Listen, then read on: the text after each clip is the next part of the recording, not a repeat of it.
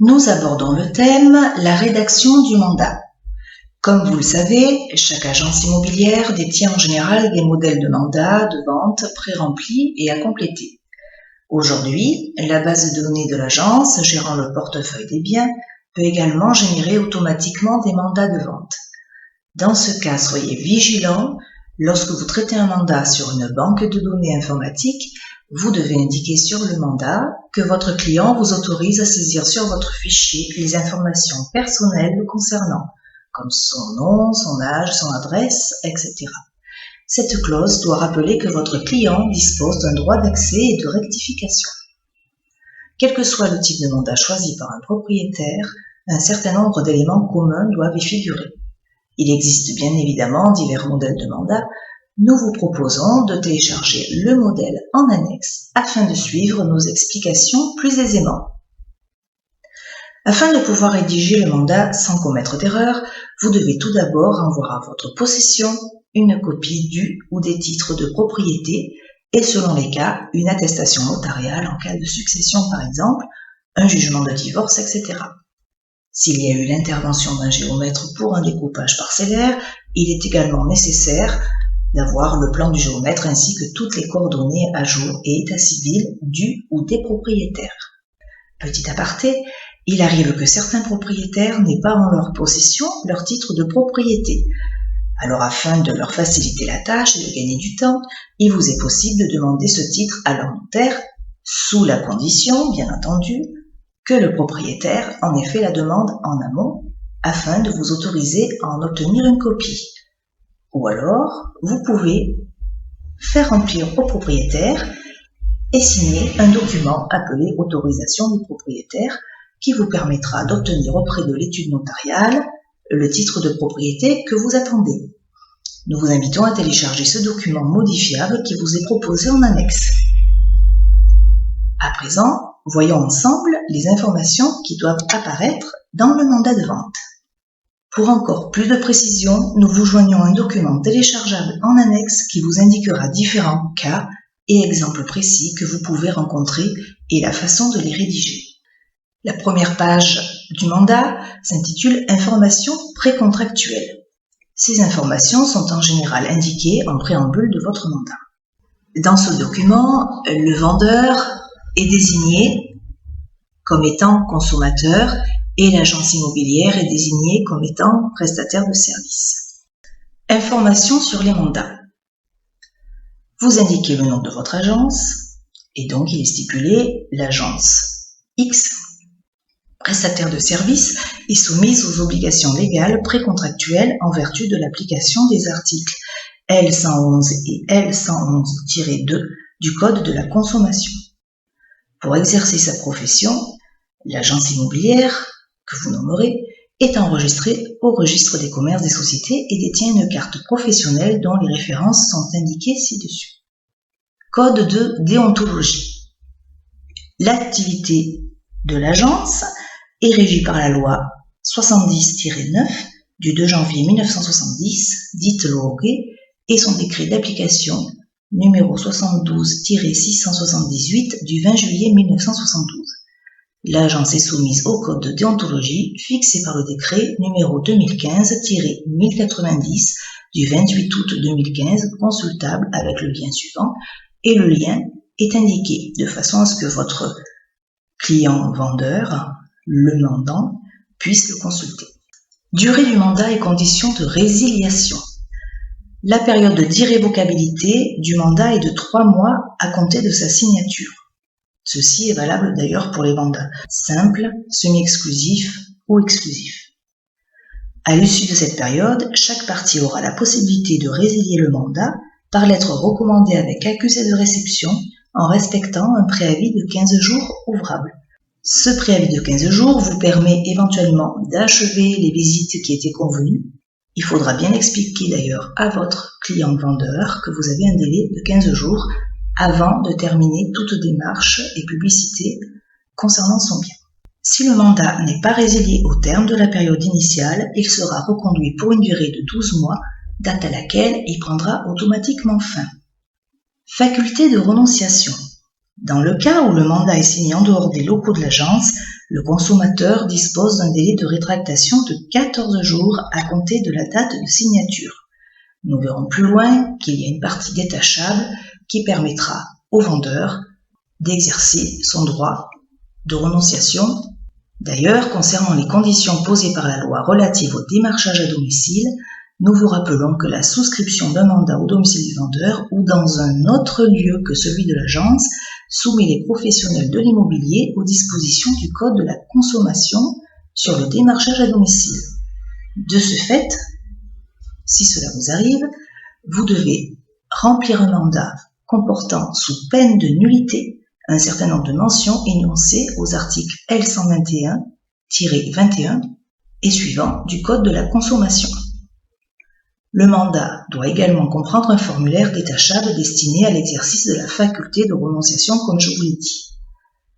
Et vous devez également laisser au vendeur, mandant, un délai de réflexion de 14 jours lui permettant, s'il le désire, de renoncer à la transaction. Et bien entendu, vous vous abstenez pendant cette période d'exiger ou de percevoir un paiement sous quelque forme que ce soit. L'agent immobilier qui se verrait consentir un mandat par démarchage à domicile et qui ne répondrait pas à ces conditions de fond et de forme ne pourrait donc pas s'en prévaloir pour demander une indemnisation ou le paiement de sa commission. Donc faites bien attention à cette loi relative au démarchage à domicile. En ce qui concerne la rémunération du mandataire, il est bien stipulé qu'aucune rémunération ne pourra être perçue avant l'accomplissement de la mission de l'agence. Pour les mandats de vente, la rémunération aura lieu à la signature de l'acte authentique. Nous vous rappelons à ce sujet que l'agent immobilier ne peut demander ni recevoir directement ou indirectement des commissions ou des rémunérations d'une personne autre que celles mentionnées comme en ayant la charge dans le mandat et dans l'engagement des parties, que ce soit charge vendeur ou charge acquéreur. Médiation. Donc, conformément au Code de la consommation, toujours, le consommateur, c'est-à-dire le vendeur, peut avoir recours à un dispositif de médiation auprès du médiateur suivant et à ce moment-là, il indiquera les coordonnées et le site internet. Élection de domicile. Chaque partie fait élection de domicile à leurs adresses respectives en cas de litige. Autre information, il vous est possible de rajouter d'autres informations. Il y a un espace prévu pour ça. Le consommateur déclare avoir pris connaissance des informations précontractuelles exposées ci-dessus. Donc bien sûr, un mandat est toujours fait en double exemplaire s'il y a un seul propriétaire. Donc lieu de la signature important, date de la signature et donc signature du consommateur. Préciser la mention lui approuvé et signature de l'agence. Nous en venons au mandat de vente proprement dit. Tout d'abord, l'intitulé du mandat. Donc celui-ci doit préciser l'objet de la vente, donc s'il s'agit d'une vente ou d'une location, le type de mandat rédigé, mandat simple, semi-exclusif ou exclusif, ainsi que son numéro d'enregistrement. Il est interdit de délivrer un mandat sans numéro d'enregistrement. Le mandant. Vous devez faire apparaître l'identité complète du ou des vendeurs, c'est-à-dire le nom et tous les prénoms, la date, le lieu et le département de naissance, la nationalité, la profession, le régime matrimonial, marié, pacsé, veuf, divorcé, célibataire par exemple, l'adresse principale ainsi que le numéro de téléphone et l'adresse email si vous le souhaitez. Soyez bien vigilants si vous êtes face à une indivision ou un démembrement de propriété. Je vous rappelle que l'accord de tous est nécessaire pour vendre le bien. Prenez garde aux situations de tutelle ou de curatelle. Un accord du juge des tutelles est indispensable en plus de l'assistance du curateur si le bien vendu est le logement de la personne protégée ou de la représentation du tuteur. Par ailleurs et d'une manière générale, et quel que soit le régime matrimonial, même si un époux est propriétaire du bien, il est nécessaire d'obtenir l'accord de l'époux non propriétaire si le bien constitue la résidence principale du couple. Cette protection du logement de la famille ne vaut que pour les couples mariés, bien entendu. Les agents immobiliers oublient souvent de faire signer, par exemple, l'épouse si elle n'est pas propriétaire alors qu'elle occupe la résidence principale. C'est quelque chose pour laquelle il faut faire attention. Concernant le mandataire, donc votre agence, Comme tout document professionnel, le mandat doit préciser des mentions relatives au professionnel mandaté. Donc la dénomination de votre agence, l'adresse, les coordonnées, les références de la carte professionnelle, du numéro également du registre du commerce, le nom et coordonnées de la caisse de garantie. Le mandant et le mandataire ont convenu et arrêté ce qui suit. Il est indiqué par les présentes, le mandant charge le mandataire de vendre les biens désignés ci-après dont il est le propriétaire situé à l'adresse suivante. Donc vous mettez l'adresse du bien et vous indiquez sa désignation. Par exemple, vous indiquez une villa de plain pied avec garage et piscine sur terrain attenant, et vous indiquez les références et contenances cadastrales ainsi que son adresse. Le tout si commune de Privas 07000, 45 rue de la République, c'est un exemple, cadastré section A, lieu-dit le bourg. Vous savez que les lieux-dits au niveau des références cadastrales n'est pas forcément le même que celui de l'adresse postale. Attention à bien le mentionner. Parcelle numéro 10 avec sa contenance, numéro 11 avec sa contenance, et vous indiquez le total, soit une contenance totale de 6 arts, 50 centiards par exemple. Vous préciserez également s'il y a des parcelles en indivision ou des servitudes existantes. Celles-ci sont notifiées en titre de propriété, d'où l'importance de l'avoir avec vous lorsque vous rédigez le mandat. Si la désignation du bien concerne un bien en copropriété, comme c'est le cas d'un appartement faisant partie d'un ensemble ou d'un immeuble, vous veillerez bien à indiquer le numéro de lot ou les numéros de lot, ainsi que le nombre de millième s'y rattachant. Vous avez également un paragraphe qui s'intitule « Réglementation relative à l'immeuble ». Ça, c'est pour se conformer donc aux différentes obligations en vigueur. Le mandant s'engage à fournir tous les documents en sa possession. Si ces obligations n'ont pas été remplies, et notamment les suivantes, donc vous avez loi Carrez s'il est concerné, bien entendu, carnet d'entretien de l'immeuble, les éléments constitutifs du dossier de diagnostic technique, documents relatifs à l'organisation de l'immeuble et à sa situation financière, etc. Autres, vous pouvez indiquer d'autres documents. Donc s'il ne vous les a pas fournis, il y a une ligne qui précise « Le mandant charge telle société de les effectuer ». Dans tous les cas, la situation devra être connue avant le. Voilà, donc en fait, il s'engage à communiquer les documents. Il est bien précisé que les frais résultant de ces obligations sont à la charge du mandant et les documents y afférents sont la propriété du mandant, sauf convention contraire des parties. Venons-en au prix de vente. Je vous rappelle que tous les prix doivent être indiqués dans votre mandat et les montants doivent être indiqués en lettres et en chiffres. Vous allez indiquer, bien entendu, le prix de vente net vendeur, le prix que vous avez convenu avec votre client vendeur. Vous devez indiquer la rémunération TTC du mandataire, c'est-à-dire le montant de vos honoraires, ainsi que le prix de vente public, c'est-à-dire le prix de vente présenté, frais d'agence inclus. Le montant de vos honoraires peut être déterminable, un pourcentage du prix de vente par exemple, mais quoi qu'il en soit, la seule référence à votre barème est insuffisante. Il faut impérativement que le montant de votre commission et la partie qui en a la charge soient reportés de façon identique dans le mandat et dans le compromis de vente. Après avoir indiqué ces prix, indiquez bien honoraires à la charge, soit de l'acquéreur, soit du vendeur. Le séquestre. Il est noté, en vue de garantir la bonne exécution des présentes, l'acquéreur devra, à l'appui de toute promesse ou compromis de vente, effectuer un versement d'un montant maximum de 10% du prix total de la vente. Et vous devez effectivement indiquer à l'ordre de qui cette somme séquestre sera versée. Donc soit le séquestre sera versé, donc il est indiqué de l'établissement de crédit en indiquant le compte de votre compte séquestre et le nom du titulaire du compte.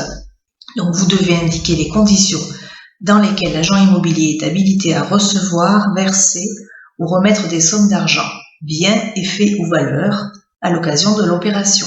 L'acompte séquestre peut être également directement versé au notaire, donc à ce moment-là vous indiquez maître et le nom du notaire, notaire à la commune où il exerce, et dans ce cas, il est bien, je trouve, de communiquer à l'acquéreur le jour de la signature du compromis de vente, si bien entendu c'est vous qui rédigez le compromis de vente, le RIB du notaire afin que l'acquéreur puisse verser l'acompte séquestre. À ce sujet, je vous recommande d'ailleurs d'indiquer un délai. Par exemple, dans un délai de 15 jours à compter de la date des présentes, sachant toujours que l'acquéreur a un droit de rétractation de 10 jours. Soit tout autre séquestre et vous indiquez à ce moment-là les coordonnées et les numéros du séquestre concerné. Vous avez une petite parenthèse qui reprend le texte et indique la loi Solidarité et Renouvellement Urbain du 13 décembre 2000 réglemente le versement visé ci-dessus, etc. Jouissance acte authentique. Alors, le jour de la signature de l'acte de vente, le mandant déclare que le bien à vendre sera libre de toute occupation ou loué suivant le bail annexé aux présentes. Si c'est le cas, veillez bien à récupérer le bail en question. Durée du mandat. Veillez bien à reprendre si le mandat est simple, semi-exclusif ou exclusif. Il est indiqué le présent mandat, dans le cas où celui est sans exclusivité par exemple, est consenti et accepté sans exclusivité pour une période irrévocable de 3 mois à compter de ce jour. À l'issue de cette période, il sera reconduit sans exclusivité pour une durée de 12 mois au terme de laquelle il prendra automatiquement fin. Pendant la période de reconduction, chacune des parties pourra unilatéralement résilier le présent mandat moyennant le respect d'un préavis de 15 jours après notification de la résiliation à l'autre partie par lettre recommandée avec accusé de réception. Concernant la durée du mandat, je vous rappelle que la loi Hoguet impose une limitation de durée qui, si elle n'est pas notifiée, rend le mandat nul. Donc veillez bien à indiquer les dates et les durées de validité du mandat. Il est rappelé dans votre mandat que conformément à des articles de loi du Code de la consommation, le mandant dispose d'un délai de rétractation de 14 jours pour renoncer au présent mandat. Ainsi, le mandant déclare que la mission du mandataire commence le jour de la signature du présent mandat ou 14 jours après la signature du présent mandat. En général, les propriétaires vendeurs acceptent que le mandat débute à la date où il l'a signé. Publicité, autorisation de diffusion. Le propriétaire, le mandant, autorise expressément le mandataire par le présent contrat à assurer directement ou en recourant à un tiers la diffusion la plus large de l'offre de vente du bien concerné sur les supports suivants. Donc vous indiquez ou vous cochez site de l'agence, partenaires des sites internet, panneaux à vendre, etc. Il y a un rappel concernant les conditions de la clause sans exclusivité. Alors quand c'est le cas d'un mandat simple, il s'agit d'assurer au mandataire les moyens de faire visiter le bien pendant le cours du présent mandat. Le mandant s'interdit de traiter directement avec un acquéreur ayant été présenté par le mandataire ou ayant visé le bien avec lui pendant une période de 12 mois. Le mandant autorise le mandataire à communiquer le dossier de l'opération à tout confrère qu'il jugera susceptible de concourir à la vente et par les présentes, le mandant s'engage à ratifier la vente à tout acquéreur qui lui sera présenté par le mandataire aux conditions, prix et charges précisées par ce mandat. Médiation, il s'agit de reporter également les coordonnées et le site internet comme c'était le cas dans la partie information précontractuelle.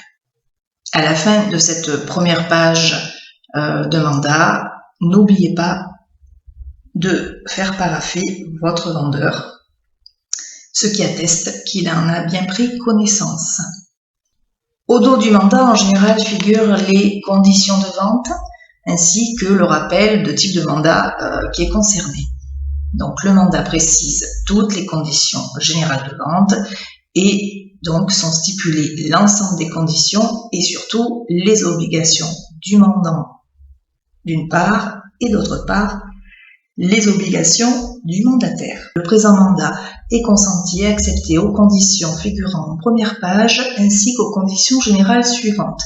Donc, conditions concernant la reconduction, la faculté de renonciation, les obligations et pouvoirs du mandataire, les obligations du mandant, la rémunération du mandataire, la médiation, l'élection de domicile. Et un rappel du Code de la construction et de l'habitation avec un extrait qui indique « Nul ne peut recevoir de l'acquéreur non professionnel, directement ou indirectement, aucun versement, à quelque titre ou sous quelque forme que ce soit, avant l'expiration du délai de rétractation. Toutefois, conclu par l'intermédiaire d'un professionnel ayant reçu mandat pour prêter son concours à la vente, un versement peut être reçu de l'acquéreur s'il est effectué entre les mains d'un professionnel disposant d'une garantie financière affectée au remboursement des fonds déposés. Lorsque l'acte est dressé à la forme authentique, aucune somme ne peut être versée pendant le délai de réflexion de 10 jours.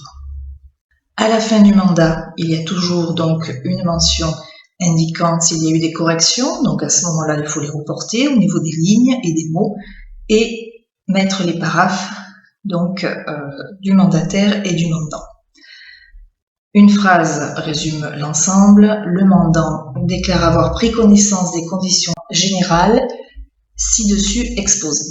Donc, comme je vous le disais, bon nombre de ces conditions sont communes au mandat simple, semi-exclusif ou exclusif. Cependant, vous verrez, il y aura certaines variantes selon le type de mandat choisi. Ces clauses spécifiques seront abordées dans les thèmes liés à chaque type de mandat. Concernant les signatures, donc le mandat doit préciser le lieu et la date de signature ainsi que le nombre d'exemplaires.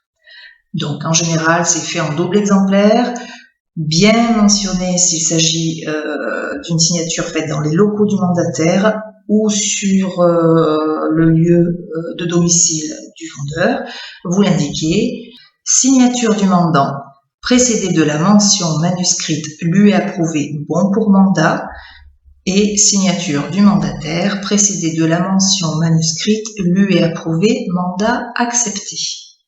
Petit rappel concernant le mandant, s'il y en a plusieurs, ils doivent tous être en possession d'un exemplaire du mandat. L'agent immobilier, c'est-à-dire vous, en conservez un exemplaire original car vous devez pouvoir justifier d'un mandat écrit en toute occasion et surtout avant toute négociation, mais aussi en cas de contrôle. Concernant les signatures, un petit rappel également, la signature de tous les mandants doit apparaître sur le même mandat, qu'il soit 2 ou 15, et devra être précédé toujours des mentions lui approuvées bon pour mandat. Toutefois, l'un des mandants peut en représenter un ou plusieurs autres après avoir obtenu de leur part, bien évidemment, un accord écrit. Dans tous les cas, si votre mandat est sur plusieurs pages, c'est en règle générale le cas, vous faites bien paraffer tous les mandants, prouvant ainsi qu'ils ont bien lu toutes les conditions. Ça, il ne faut pas l'oublier, c'est important. Et je vous rappelle donc que chaque vendeur, chaque mandant doit posséder un exemplaire du mandat. Quant à vous, comme tout agent immobilier bien organisé que vous êtes, votre exemplaire original sera classé dans un classeur appelé mandat, prévu à cet effet. Le thème relatif à la rédaction du mandat de vente touche à sa fin. Pour plus de précisions et d'indications concernant la rédaction du mandat simple, du mandat semi-exclusif ou du mandat exclusif, je vous invite à consulter les thèmes abordés pour chacun de ce type de mandat. À très bientôt!